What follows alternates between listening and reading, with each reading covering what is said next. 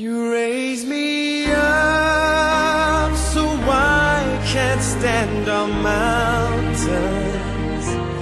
You raise me up to walk on stormy seas. 오늘 새벽에는 성광교회 예배당에서 모여서 정읍시 교회들, 정읍시의 성도들이 함께 모여서 연합으로 예배를 드렸습니다. 특별한 날이죠. 제게 있어서도 새벽에 다른 교회에 가서 예배를 한다는 것은 1년 중에 꼭 이날밖에는 없는 것 같아요. 부활절밖에 없는 것 같은데, 오늘 여러분 모두에게도 이 부활절이 특별한 날, 기쁨이 충만한 날 되셨으면 좋겠습니다.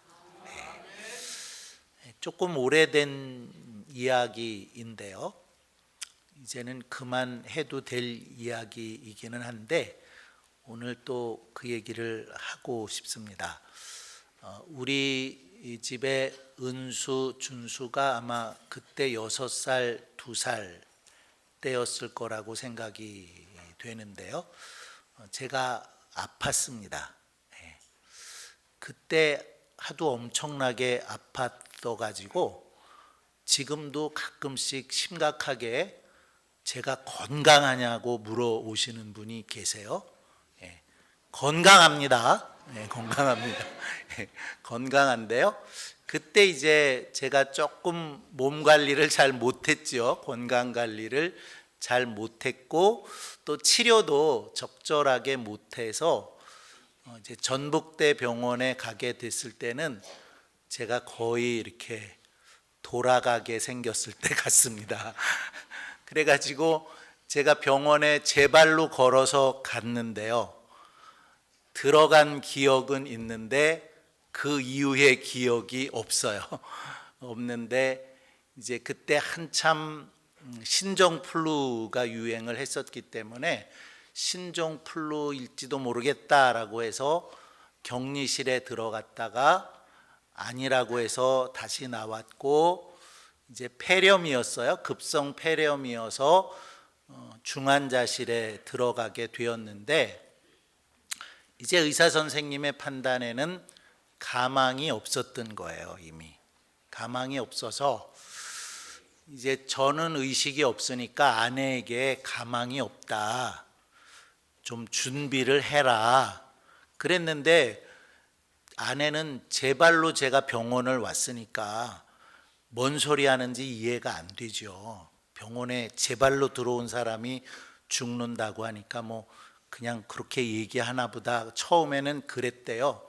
그런데 또 와가지고는 어렵다, 준비해라 그러고 또 와서 하고 또 와서 하니까 이제 그제서야 이거 뭐 연락이라도 해야 되는가 보다 싶어서 저희 아이들한테도 연락을 하고 이제 형제들한테도 연락을 하고 그랬다는 거죠.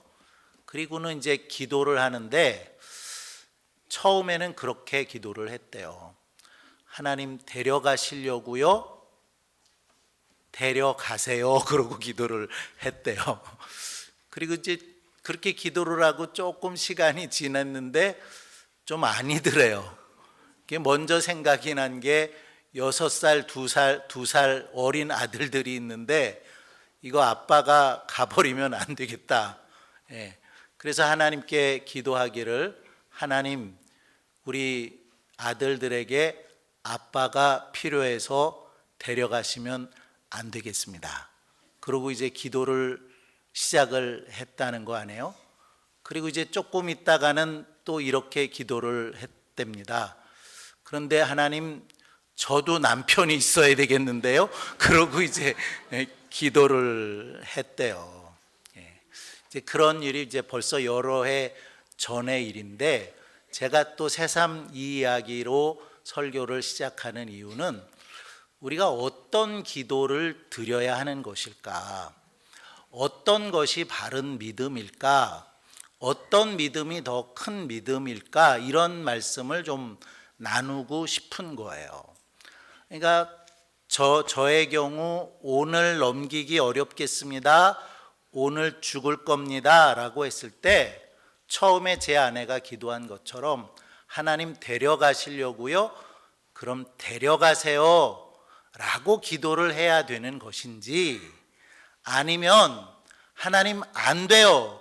무슨 수를 쓰시든지 살려내세요. 라고 기도해야 하는 것이 옳은 것인지, 무엇이 바른 기도겠는가 하는 질문을 한번 나눠보고 싶은 거예요. 어떤 걸까요?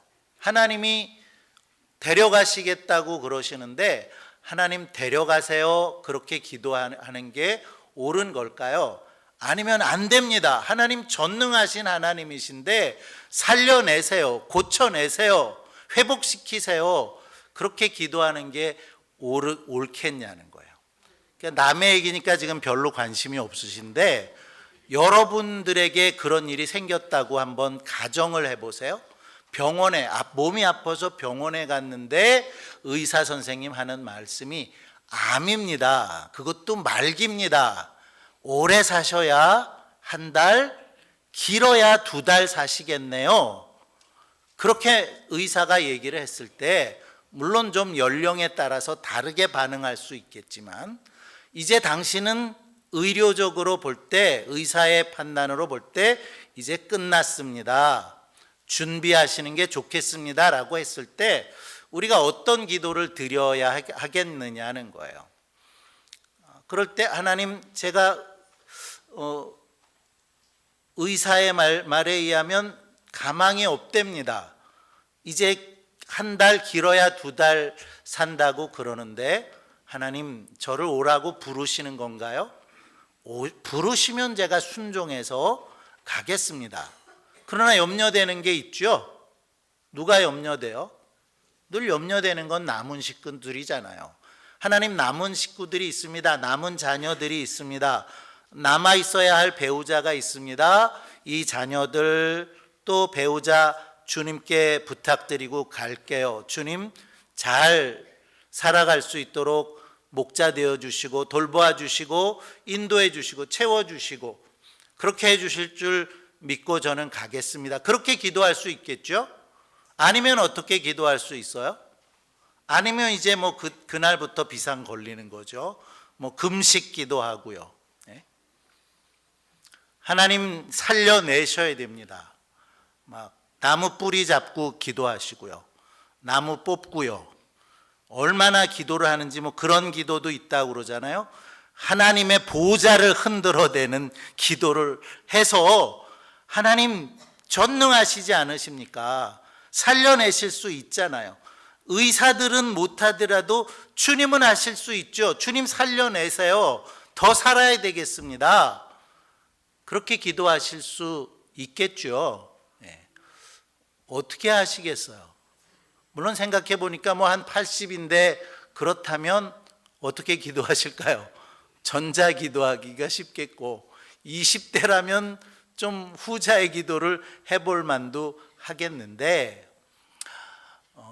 제가 이렇게 말씀을 드리는 이유는 우리의 생각 속에 믿음이라고 하는 것은 주님이 오라 부르실 때에 주님 부르시는군요, 순종해서 가겠습니다라고 하는 믿음이기보다는 못 가겠다는 거죠. 안 가겠다는 거예요. 솔직히 80이 되고 더 됐을지라도 이거 아닙니다. 주님 더 살아야 되겠습니다. 어디가 더 좋아요? 하나님의 나라가 더 좋잖아요. 그럼 그게 우리의 믿음이죠. 아닌가요? 아니, 그게 믿음이라고 생각하는데 거기를 못 가겠다는 거예요. 무엇 때문에 못 가는 거죠? 그게 믿음 때문인가요? 믿음 때문에, 내가 전능하신 하나님을 믿기 때문에 하나님 이거 살려내셔야 돼요. 더 살아야 돼요. 믿음으로 기도하니까 고쳐주셔야 돼요. 그냥 기도하면 안 됩니까? 그러면 금식 기도할게요. 철야 기도할게요. 작정 기도할게요. 아니면 주님의 보좌까지 흔드는 기도를 드릴 테니까 이 병 고쳐내시고 살려내세요. 그렇게 기도하는 것이 오르냐 말이죠. 근데 우리는 후자인 것 같아요. 그게 믿음이라고 생각한다는 거죠. 그게 믿음일까요? 그게 바른 믿음일까요? 그게 큰 믿음일까요?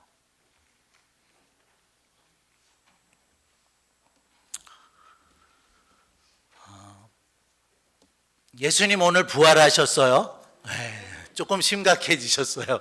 예수님 부활하셨어요? 옆에 분에게 얘기하세요. 예수님 부활하셨습니다. 좋은 날이에요. 기쁜 날이에요. 오늘 우리 집사님 읽어주신 데살로니가 전서 4장 13절로 18절 말씀 읽어주셨는데요. 이 말씀은 제가 하관 예배 때 많이 읽는 말씀입니다. 제가 10번 하관 예배하면 7번, 8번은 이 말씀을 하관 예배 때 읽고 위로를 합니다. 조금 다른 어떤 필요를 느끼지 않는 이상은 늘 제가 하관 예배는 이 말씀을 읽어요. 끝에 어떻게 말씀되고 있냐면 그러므로 이 여러 말로 서로 위로하라 그랬죠. 마지막 하관 예배잖아요. 마지막 이제 하관 예배를 드리는 것인데 그때에 제가 땅에 묻히는 그 시신을 위해서 설교하는 것이 아니고 유족들을 위해서 설교를 하는 거기 때문에 그 유족들에게 필요한 것은 위로고요. 그래서 위로하라고 하는 이 말씀을 가지고 이제 설교를 하는 거죠. 이 말씀이 위로가 되었으면 좋겠다.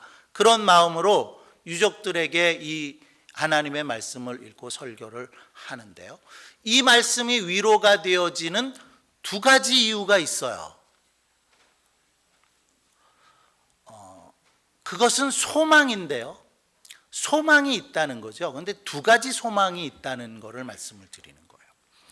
시작은 이렇게 시작이 됐습니다. 형제들아 자는 자들에 관하여는 너희가 알지 못함을 우리가 원치 아니하노니 이는 소망 없는 다른 이와 같이 슬퍼하지 않게 하려 함이라 이렇게 말씀을 하셨어요. 소망이 없는 다른 사람 같이 라고 하셔서 우리는 소망 있다는 거죠. 우리는 소망이 있다라고 이미 전제를 하면서 소망 없는 사람처럼 믿지 않는 사람처럼 세상 사람들처럼 절망하지 말아라. 그렇게 슬퍼하지 말아라 라고 말씀하는 거예요. 물론 슬픔도 있어요. 슬픔까지 없는 건 아니에요. 이별하는 것이기 때문에 슬픔이 있죠. 언제 다시 만날란지 기약이 없기 때문에 분명 거기에 슬픔이 있다는 것을 부정할 수는 없습니다. 그러나 우리에겐 소망이 있다는 거예요. 자는 자들에 관하여는 이라고 말씀하셨는데요. 사실은 자는 겁니까? 죽은 겁니까? 죽은 거를 얘기하는 거예요.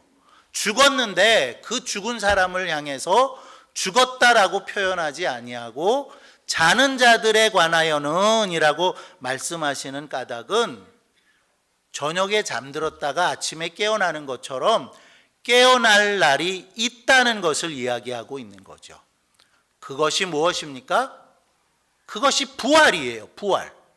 예수님께서 십자가에서 죽으셨어요. 무덤에 장사되셨어요. 그러나 사흘 만에 다시 살아나셨어요. 그 부활을 말하는 겁니다. 우리에게도 부활이 있다는 거예요. 부활의 소망이 있다는 거예요. 때문에 죽었다고 말씀하고 있는 것이 아니라 자는 자들에 관하여는 이라고 말씀하셨고, 밤에 잠들었지만 아침에 깨어나는 것처럼 깨어나게 될 것이고 깨어날 날이 온다라는 사실을 말씀을 하고 있는 거죠. 그래서 부활할 것이기 때문에, 다시 살아날 것이기 때문에 그것을 믿는다면 슬픔이 있지만 너무 많이 슬퍼하지는 말아라, 이렇게 말씀하고 있다는 겁니다. 우리에게는 부활의 소망이 있다는 거예요. 사실 죽음이라는 것은 우리에게 믿음이 없고 소망도 없다면 죽음은 절망이죠. 우리에게 있어서 가장 큰 절망, 물론 인생을 살아가면서 여러 절망들을 만나요. 경험합니다. 실패를 경험합니다. 몹쓸 병에 걸려서 절망하는 때가 있습니다. 그러나 그 어떤 절망보다도 우리에게 있어서 가장 큰 절망은 죽음이라는 거예요. 죽음이 끝이라면, 죽음이 우리 인생의 마지막이라면 그 죽음은 절망이죠. 그러나 우리에게는 부활의 소망이 있기 때문에 죽음도 절망이 되지 않는 거예요. 죽음이 절망일 수 없는 거예요. 부활의 소망이 있기 때문이에요. 우리에게는 부활의 소망이 있습니다. 한 가지 더 소망이 있는데 그것은 하나님 나라에 대한 소망입니다.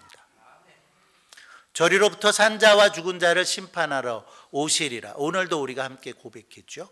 오늘 읽어주신 말씀 속에서도 주님이 오실 것을 말씀하고 있어요. 주께서 호령과 천사장의 소리와 하나님의 나팔로 친히 하늘로부터 강림하시리니, 주님께서 다시 오신다는 겁니다. 우리를 위해서 이 세상에 오셨고 고난당하셨고 죽으셨고 부활하셨고 승천하셨는데 그 주님이 다시 강림하실 것이라는 거예요. 그 주님이 오셔서 17절 끝부분에 보면 그리하여 우리가 항상 주와 함께 있으리라 그랬어요. 우리가 항상 주와 함께 있는 것, 주의 백성으로 주님과 친히 거하게 되는 일이 있겠다는 거예요. 그게 뭡니까? 하나님의 나라예요. 하나님의 나라. 우리에게는 하나님의 나라의 소망이 있어요. 부활의 소망이 있고요, 하나님의 나라의 소망이 있습니다. 그렇기 때문에 우리가 그 믿음을 가지고 그 소망을 가지고 얼마나 살아가기가 어려워요. 얼마나 힘든 세상을 우리가 살아가고 있어요. 하지만 무엇을 만나도, 어떤 일을 만나도 우리가 믿음이 있기 때문에, 그리고 소망이 있기 때문에 우리가 그 믿음을 가지고 그 소망을 가지고 담대하게 살아갈 수 있는 것이라고 저는 믿습니다. 그 믿음을 가지고 담대하게 살아갈 수 있어야 돼요. 그런 사람들이 그리스도인이에요.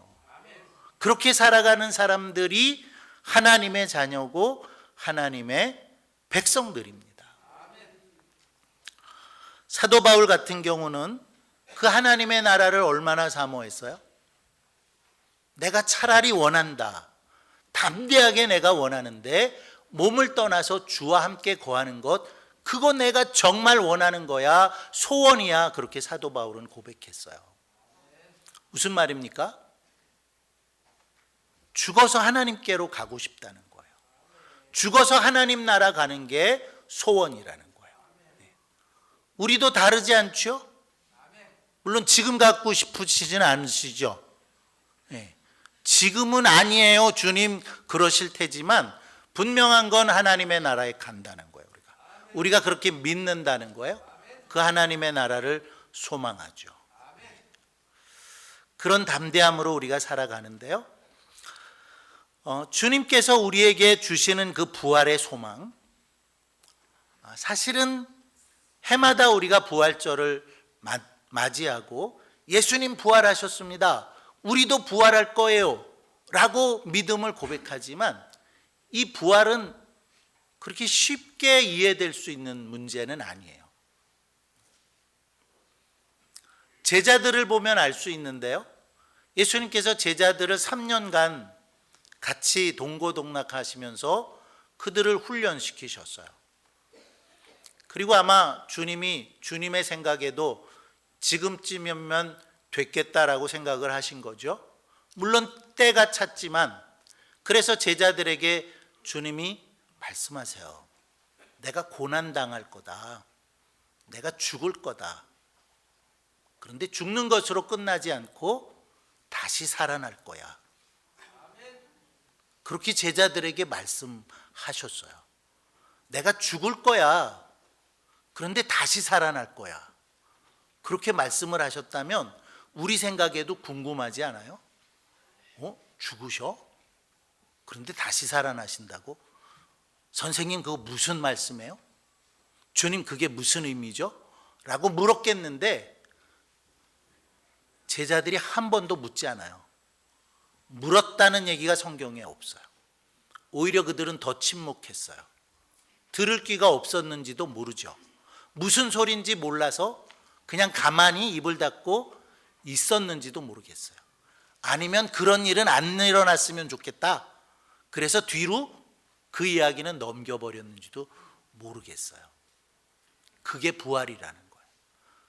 죽으시겠다고 말씀하시고 그리고 다시 살아나시겠다고 말씀하셨다는 거죠. 고린도전서 15장이 무슨 장이에요? 부활장이에요.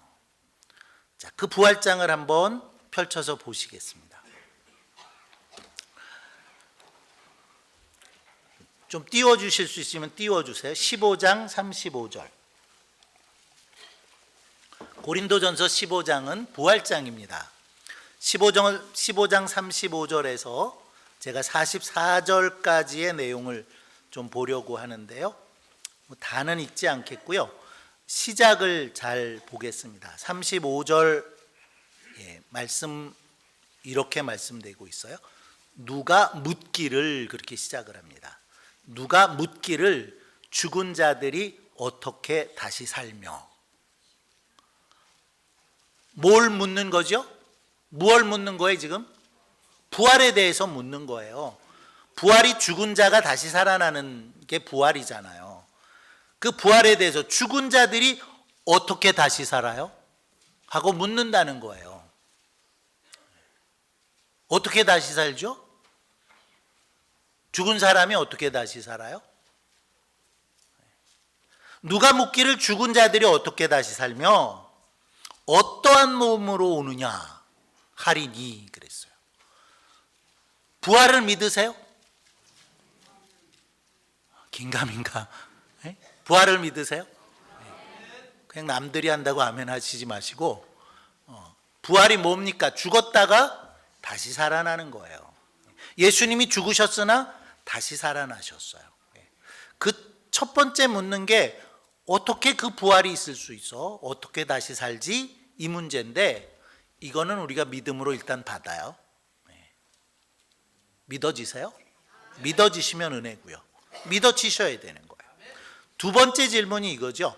어떠한 몸으로 다시 사느냐는 거예요. 어떠한 몸으로 다시 살죠? 먼저 물을게요. 부활은 영혼의 문제입니까? 몸의 문제입니까? 몸의 문제예요. 여기 말씀은 부활할 몸에 대해서 말씀하고 있어요. 부활할 몸. 그래서 42절에 봅니다. 죽은 자의 부활도 이와 같으니 그랬어요. 썩을 것으로 심고 썩지 아니할 것으로 다시 산다. 여러분 지금 여러분의 몸 썩어요? 썩지 않아요? 썩어요. 살아있어도 썩더라고요. 죽으면 확실하게 썩고요. 그런데 부활의 몸은 어떤 몸이라고요? 썩지 않을 몸이에요. 부활의 몸은 썩지 않아요. 영적인 문제를 말씀하고 있는 게 아니에요. 부활의 문제는 영의 문제가 아니에요. 여기에 지금 말씀하고 있는 부활은 몸의 부활을 말씀하고 있는데 썩지 않으냐 할 몸이라는 거예요. 43절에는 욕된 것이라는, 지금 우리의 몸은 욕된 것이라는 거예요. 뭐 다 욕되다고 할 수는 없겠죠. 그런 욕된 부분이 있는 게 틀림이 없어요. 그런 몸이 우리의 몸이에요. 그런데 부활하는 몸은 영광스러운 몸이라는 거죠. 영광스러운 것으로 다시 살며, 지금 우리의 몸은 약해요. 그래서 바이러스가 들어오면 병이 나죠. 병균이 들어오면 병이 나요. 뭐 찢어지기도 해요. 그죠? 부러지기도 해요. 약한 거란 말이에요. 그러나 부활의 몸은 약한 것으로 심고 강한 것으로 다시 살며, 그래서 부활의 몸은 지금의 몸 같은 몸이 아닙니다. 마지막으로 말씀하는 게 뭐죠? 육의 몸으로 심고 무슨 몸으로 다시 산다고요? 신령한 몸으로 다시 사는데, 육의 몸이 있은즉 신령한 몸이 있느니라. 이 몸이 있잖아요. 지금 우리의 이 몸이 있잖아요. 이 몸은 썩어질 것이고 욕된 것이고 약한 것이고 육의 몸이지만 우리가 죽었다가 다시 살 때 몸은 그렇지 않다는 거예요. 썩지 않는다는 거예요. 강하다는 거예요. 영광스럽다는 거죠. 신령한 몸으로 부활을 합니다. 아멘 되시기를 바라요. 그런 몸으로 우리가 부활을 해요. 그리고 주님 오시면 주님과 함께 항상 하나님의 나라에서 거할 거예요. 그것이 우리의 소망이에요. 부활의 소망, 죽지만 다시 사는 소망이 있는 거예요. 죽어도 영원한 하나님의 날 가게 될 소망이 우리에게 있는 거예요. 그 소망이 있으면 세상이 아무리 험해도 우리는 절망하지 않고 살 수 있어요. 아무리 낙심된 일이 생겨도 낙심하지 않게 되는 거예요. 자주 제가 말씀드리는데 망하지 않는 게 아니라 어떻게 얘기했죠? 망할 수 없는 거예요. 망할 수 없는 거예요. 우리는 망할 수가 없어. 망할 수가 없어요. 왜?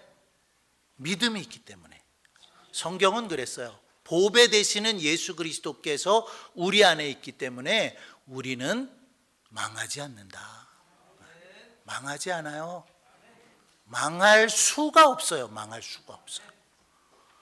물론 시험에 성적이 나쁠 수 있어요.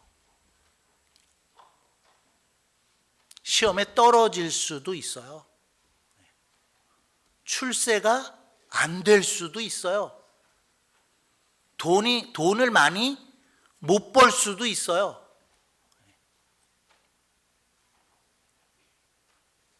선거에 떨어질 수도 있어요. 그러나 그것들로 인해서 우리가 망하지 않는다는 거예요. 그런 것들 때문에 낙심하거나 좌절하거나 절망하지 않는다는 거예요. 그것이 우리의 믿음이에요. 그리고 그것이 우리의 소망이에요. 근데 이렇게 말할 수 있지 않을까요? 아니 뭐 죽기밖에 더 하겠어요? 같이 한번 해봐요. 죽기밖에 더 하시겠어요? 아니 한번 해보시라니까. 아니 죽기밖에 더 하겠어요? 죽으면 어떻게 되는데? 다시 사는데, 하나님 나라에 가는데, 아니 뭐가 그렇게 문제예요? 뭐가 그렇게 어려워요? 무엇이 그렇게 힘들어요? 뭐 죽기밖에 더 하겠어요? 아무리 어려운 일을 만나도 뭐 죽기밖에 더 하겠습니까? 그 죽음이 우리에겐 절망이 아니잖아요. 그래서 주님은 그런 약속들을 많이 하셨어요. 그런 믿음, 그런 소망 가지고 우리가 이 세상에서 살아야 돼요. 그렇게 살라고 말씀을 하셨고요. 그런 약속들을 많이 주셨어요. 이사야서 42장 3절 잘 아시는 말씀이에요. 상한 갈대를 꺾지 아니하며 꺼져가는 등불을 끄지 아니하고. 우리가 살아가다 보면 상한 갈대 같은 때 있지 않겠어요? 있으셨잖아요. 그러나 주님은 그 상한 갈대도 꺾지 않겠다라는 약속을 하고 계시는 거예요. 꺼져가는 등불 같은 때가 있죠. 바람 앞에 등불처럼 그렇게 위태하고 연약하고 그런 때가 있을 수 있어요. 그러나 그 꺼져가는 등불도 끄지 않겠다고 주님은 우리에게 소망의 말씀들을 주시는 거예요. 잠언 24장 16절을 보면 대저 의인은 7번 넘어질지라도 다시 일어나려니와 라고 하셔서 7전8기를 얘기하시는 거예요. 7번 넘어져도 8번째 또 일어난다는 거예요. 그럼 9번째 넘어지면 끝일까요? 아니죠. 10번째 또 일어나는 거예요. 11번째 또 넘어지면은요, 대답해 주세요. 또 일어나는 거예요. 그런 믿음으로 살라고 말씀하시는 거예요. 주님은 그렇게 하실 수 있어요. 그리고 그렇게 하신 증거들이 성경에 얼마나 많은지 몰라요. 출애굽했는데 홍해 앞에 온 거예요. 홍해는 막혀 있어요. 뒤에는 애굽 군사들이 쳐들어와요. 진퇴양난이에요. 그래도 뭐 죽기밖에 더 하겠어? 그러면 문제가 없는 건데요. 그죠? 거기서 부르짖고 기도를 하면 하나님은 홍해를 갈라서 육지처럼 건너게 하세요. 그런 일들이 일어나요. 그러나 그런 일들이 항상 일어나는 건 아니더라고요. 베드로를 보세요. 성령에 충만해서 베드로가 설교합니다. 너희들이 십자가에 못 박아 죽인 예수가 그리스도시다 라고 외쳤을 때 예수님을 십자가에 못 박아 죽인 그 당시의 종교 지도자들이 이놈도 죽여야지 감옥에 가뒀어요. 착고에 채웠어요. 그런데 모든 메인 것들이 풀어졌어요. 감옥 문이 열렸어요. 천사가 이끌어서 감옥을 걸어서 나가게 했어요. 그런 일이 일어났어요. 그런데 그 베드로가 어떻게 죽었죠? 순교했는데 나는 예수님처럼 십자가에는 못 박혀서 못 죽어. 그러니까 거꾸로 매달아 죽여라. 그래서 거꾸로 매달려서 죽었어요. 사도 바울도 보겠습니다. 사도 바울이 유라굴로라고 하는 풍랑을 만났어요. 배가 다 깨졌어요. 그럴 때 로마 군사들이 죄수들을 다 죽여버리려고 했지만 사도 바울의 말을 듣고 사도 바울뿐만 아니라 죄수들을 다 죽이지 않아요. 그 가운데서 다 살아나요. 그리고 섬에 도착하지요. 그리고 또 하나의 사건이 일어났는데 독사가 사도 바울을 물었어요. 그 모습을 본 그 섬 사람들이 말해요. 저 사람을 보니까 풍랑 가운데서는 살아남았는데 독사에 물린 걸 보니까 분명히 죄인이다. 죽을 거다. 사도 바울이 안 죽었어요. 안 죽었어요. 기적같이 살아났어요. 독을 먹어도 죽지 않을 거다라는 말씀처럼 죽지 않았다는 거죠. 그런데 그 사도 바울도 죽었어요. 어떻게 죽었죠? 목이 잘려서 죽었어요.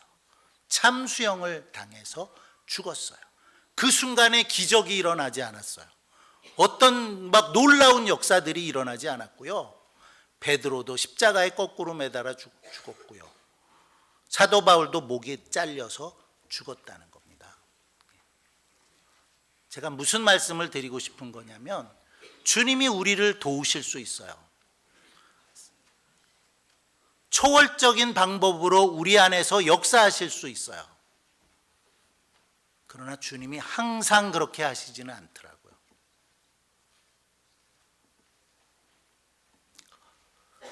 예수님께서 부자와 거지 나사로의 말씀을 하셨죠. 부자는 평생 동안 좋은 옷 입었어요. 좋은 음식 먹었어요. 죽어서도 특실해서 장례되고 리무진 타고 갔을 거예요. 그 집 앞에 거지 나사로가 있었죠. 먹을 게 없었어요. 그 부잣집에서 떨어지는 음식 쓰레기 먹고 살았어요. 그것조차 한 번 배불리 먹은 적이 없어요. 평생 배고팠어요. 그리고 몸에는 피부병이 나가지고 얼마나 아프고 간지럽고 힘들었는지 그래도 병원 갈 능력이 없어요. 개가 와서 핥아주는 게 오히려 위로가 됐을 거예요. 근데 그 나사로도 그렇게 죽었어요. 평생 가난하게, 평생 배불러 보지도 못하고 몸은 아프고 그러다 죽었죠. 부자도 죽고 거지 나사로도 죽었어요. 그 다음에 얘기가 어떻게 되죠? 부자는 불꽃 가운데서 고민했어요. 나사로는요, 아브라함의 품에 안겨서 위로를 받더라. 우리가 믿음으로 살고 소망을 가지고 살지만 이 세상에서는 아무 일이 안 일어날 수 있어요. 거지 나사로에게는 아무 일도 안 일어났어요. 어느 날 갑자기 부모가 나타났는데 모르고 지냈는데 그 부모가 재벌이었어요. 이런 얘기가 없어요. 어느 날 형이 나타났는데 형이 국회의원이었어요. 이런 얘기도 없어요. 그래서 어떤 변화도 없고 전환도 없고 기적 같은 일도 나사로에게는 단 한 차례 일어나지 않았어요. 그냥 가난하게 굶주리다가 병들어서 죽었어요. 그리고 끝났다면, 그리고 끝이라면 부활장에서 말씀하는 것처럼 믿는다고 하는 우리는 가장 불쌍한 자일 수밖에 없는 거죠. 그런데 아니잖아요. 무엇이 있어요? 부활의 소망이 있어요. 하나님의 나라가 있어요. 그래서 하나님의 나라에서 위로를 받는다는 거예요. 우리가 믿는다고 해서 늘 기적이 일어나는 게 아니에요. 암이 다 녹아버리는 게 아니에요. 시험만 보면 합격하는 게 아니에요. 그렇지 않아요.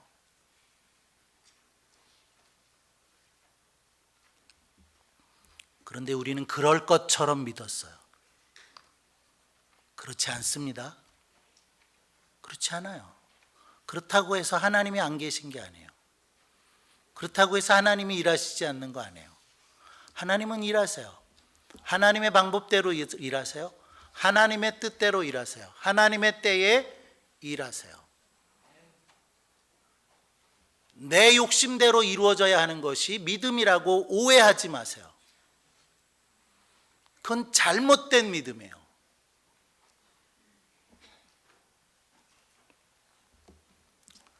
분명한 믿음은, 그리고 분명한 소망은 다시 살아는 소망이 있는 거예요. 하나님의 나라에 소망이 있는 거예요. 다시 말씀드려요. 죽기밖에 더 하겠어? 어떤 어려움이 와도요, 뭐 죽기밖에 더 하겠어요. 그래서 제가 452장, 454장 이런 찬송들을 좋아하는데요, 이렇게 노래합니다. 흠이 없는 어린 양 그 품 안에 괴롭 없어 토발할 것 없네. 이 세상에 왜 괴로움이 없겠어요? 그러나 주님 품 안에는 괴로움 없어요. 더 바랄 것 없어요. 땅이 흔들리고 모두 떨지라도 겁낼 것 없네. 죽기밖에 더 하겠어요. 그죠? 기쁨의 주 예수 우리 함께하니 슬픔 없어라. 하나님의 자녀 폭풍 속에서도 평화로워라. 아무 일을 만나도 주 안에는 기쁨 있네. 아무 일을 만나도 두려워할 게 없는 거예요. 그 일이 어떻게 되든 두려워할 게 우리는 없는 거예요. 454장은 이렇게 노래합니다. 주 안에 살면 나 두려움 없으며 그 사랑 변함없어 늘 마음 편하다.